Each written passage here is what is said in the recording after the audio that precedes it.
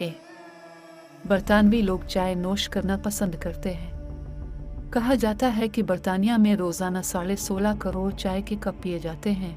इसके बाद कॉफ़ी का नंबर आता है जो रोज़ाना के हिसाब से 9.5 करोड़ कप बनते हैं।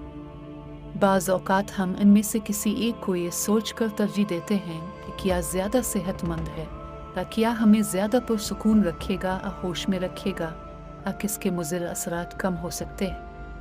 लेकिन ज़ाती पसंद या नापसंद के अलावा कॉफ़ी और चाय के दरमियान इंतखाब करने के कुछ हकीकी असबाब भी हैं। जागे जागे रहना।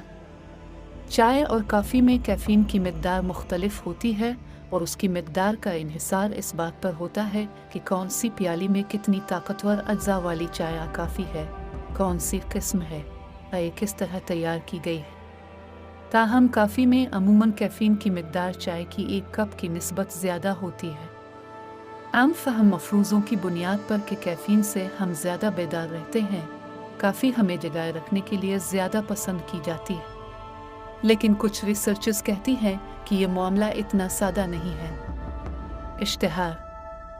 अमूमन कम मिक़दार की कॉफ़ी के एक कप में इतनी कैफ़ीन 40 से 300 मिलीग्राम होती है जो हमारे जागते रहने, होशियार रहने और फौरी रद्द अमल ज़ाहिर करने की सलाहियतों में इजाफ़ा करती है।